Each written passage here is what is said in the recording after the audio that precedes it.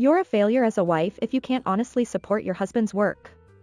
I've been displeased with everything about you for a long time. Please leave immediately. I was yelled at by my mother-in-law with whom I was living and was kicked out of the house.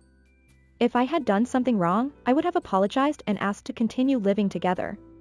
However, the job my mother-in-law referred to was nothing more than gambling. I was appalled by my in-laws and husband, who misunderstood it as a job, and I felt no regret about divorcing my husband. My name is Amelia White. I'm 24 years old and a newlywed housewife.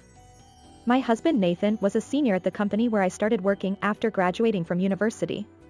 Would you like to go out for dinner sometime? He would call out to me, a newcomer, every time he finished work. He invited me so persistently that I accepted. Okay. If you'll pay for me, that's fine. In retrospect, that might have been my mistake. Nathan, seeing an opportunity with me, made a strong move. We started dating immediately after meeting due to his serious and passionate approach. In our second year of dating, Nathan proposed and we got married. After discussing with Nathan, I happily retired from the company after only 2 years. My colleagues sent me off warmly. It's a waste for Amelia to become a housewife. That's right. Even if she gets married, Amelia should continue working. She's especially excellent among the newcomers. I majored in information technology at university and I think I was good at my job in that field. My boss praised me saying, "You work fast and make very few mistakes." To my peers who didn't approve of my resignation, I said, "Being quick at work and being good at balancing work and home are two different things, right? Right now, I want to focus on getting used to married life rather than work. I can always look for a job once my married life settles down." And with that, I left the company. And now, I've only been married to Nathan for a few months. But now, I regret the words I said when I quit my job. As a housewife, I'm only busy in the mornings. I make breakfast and Nathan's lunch, and finish cleaning and laundry. From noon to evening, it's really boring, and I only go shopping once every few days. I never thought such boring days would start. Maybe deciding to quit was my mistake? Even if I think about it now, it's too late. I've already quit my job. Even if I say now that I want to go back to work, my boss would probably give me a dirty look. So, right after getting married, I started a data entry job that I could do at home. Working from home, where I could work whenever and wherever I wanted, and in whatever clothes I wanted, felt fresh and exciting to me. Before I knew it, I was able to earn a part-time wage. At first, my husband supported me. That's great. You can earn a part-time wage while taking care of the house. Amelia has found an efficient way to work. You're a model housewife. But about half a year after starting my work from home, Nathan's attitude changed. After marrying me, Nathan was given more big deals and guidance to his subordinates at work, so he was away from home more often, and on his rare days off, he would lie on the sofa all day with a tired face. You're lucky. You can work leisurely at home. Sometimes he would say such sarcastic things to me, and other times, "You should hurry up and earn big money like me." He sometimes looked down on me. You agreed to me becoming a housewife, didn't you? When I pointed this out, he would shout, "Shut up," and retreat to his bedroom. And before we knew it, my husband and I each had our own rooms in the house, and we were living separately within the same house. One day. Is the carefree housewife playing on her computer again today? If you say it's easy and fun, why don't you do my job, Nathan? You'll understand how hard it is. Then Nathan took out his smartphone and suddenly started calling his mother. "Mom, Amelia is telling me to do both office work and work from home." After listening to Nathan's story, his mother asked me to take the phone. As soon as I took the phone, my mother-in-law's sermon began. "You're a housewife, right? If you have time to tell Nathan to increase his workload, you should look for a job and go to work." But that's not it. Even if I tried to say that, I was cut off by my mother-in-law saying, "Be quiet." This happened several times, and eventually my mother-in-law sighed and said this to me. "That's enough, Amelia. I understand that you're a shrew. I'm worried about Nathan, so I'll live with you guys." What? My mother-in-law said that and hung up the phone without waiting for my reply. You're kidding, right? Living together is no joke. I have to call back and refuse. Then Nathan took away my smartphone. It's a good medicine for you, isn't it? I'm all for living together. He said that with a creepy smile. I was terrified by Nathan's smile and froze without being able to say anything back. The next day, my in-laws came to our house and started talking about living together. There was a reason why I refused to live with my in-laws. They were very showy and cared about the eyes of others. By the way, since Amelia seems to be earning money too, we've contracted a $6,000 a month high-rise apartment in Nathan's name. Nathan was happy saying, "Thank you, Mom," and for some reason my father-in-law was nodding as if he had done well. Are these guys really okay in the head? Wait a minute. Don't decide such important things without consulting me. Besides, even if we combine my husband's income and mine, we can't afford such a high rent. When I turned pale and said that to my in-laws, for some reason, Nathan was waiting for me to say, "It's okay," with a smile. What's okay? I asked back at Nathan's triumphant smile. Then Nathan showed me the screen of his smartphone. I earned it for you who can't earn much with work from home.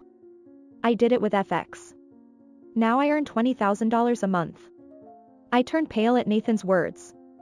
Did you study properly before doing FX? Study. I've already earned $20,000 without studying. That's why single-celled organisms are so annoying. People who can't take action are always noisy about studying. My stupid husband quotes lines that seem to be from self-help books and grins like an idiot. Why did I marry such an idiot? If you tell me that I didn't have an eye for people, that's all there is to it. That's not earning money.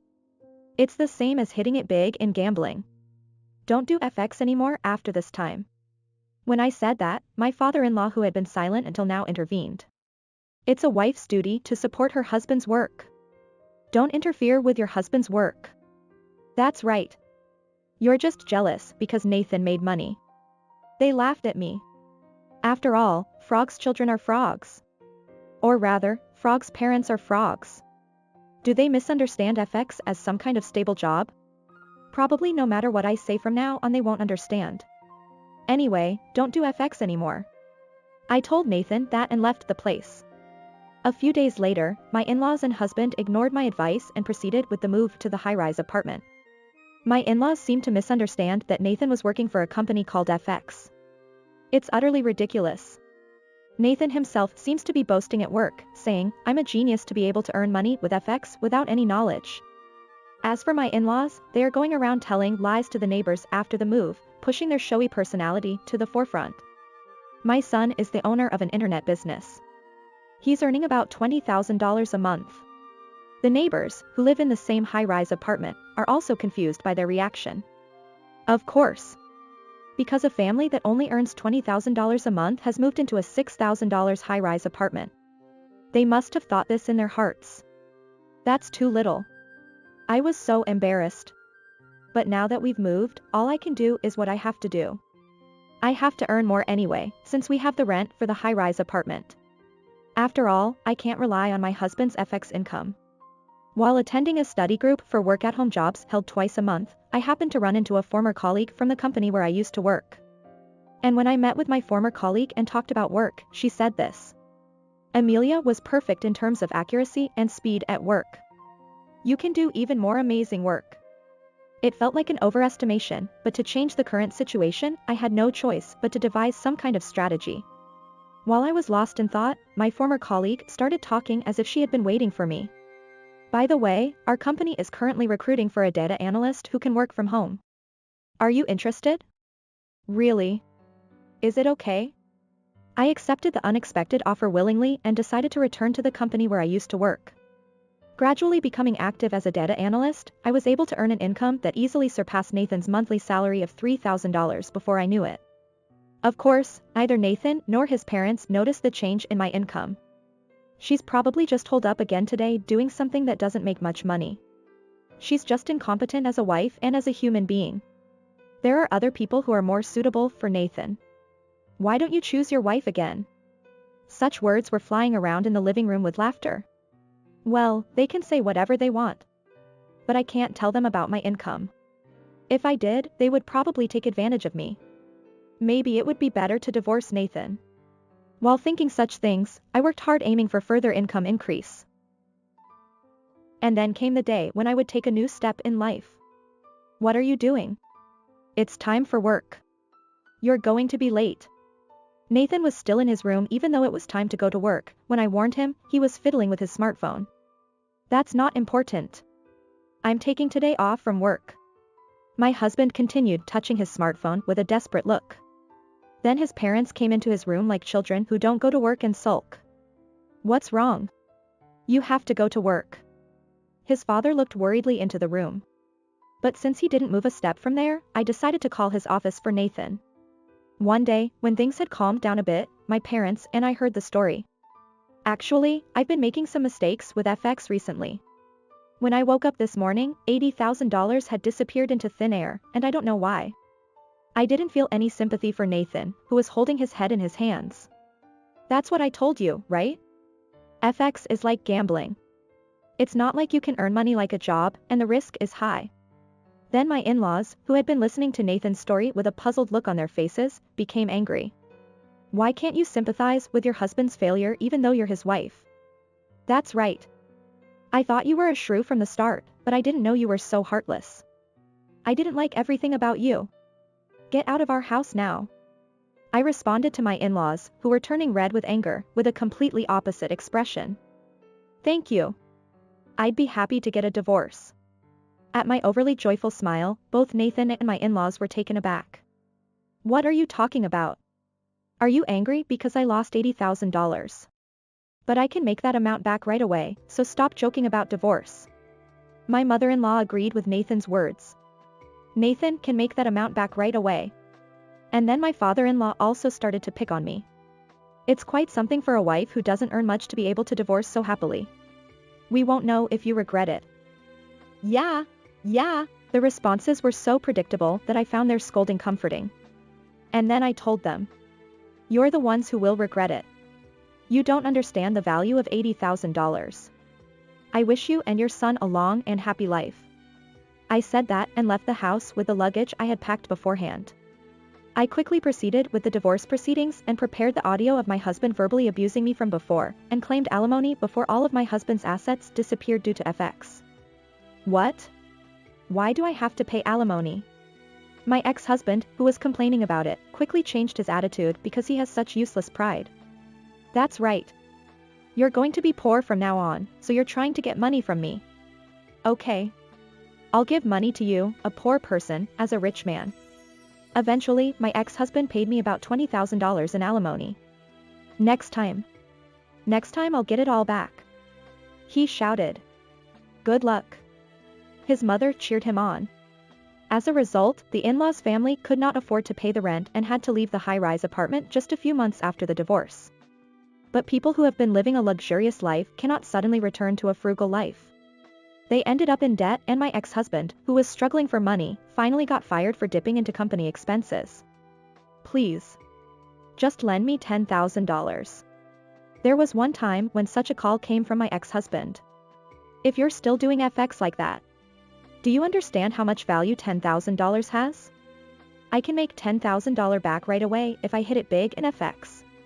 My ex-husband seemed to have some strange confidence. But what I wanted to tell him was not that. I can't lend money to someone who doesn't understand the value of money. I hung up the phone with my stupid ex-husband and immediately blocked his number. And now, I continue to work from home as a data analyst and occasionally go out for drinks with my colleagues. There I met a younger man who was considerate and started dating him. We are now dating for marriage. He is sincere and kind, and above all else he is sensible about money and relationships with people. I hope we can live together for a long time.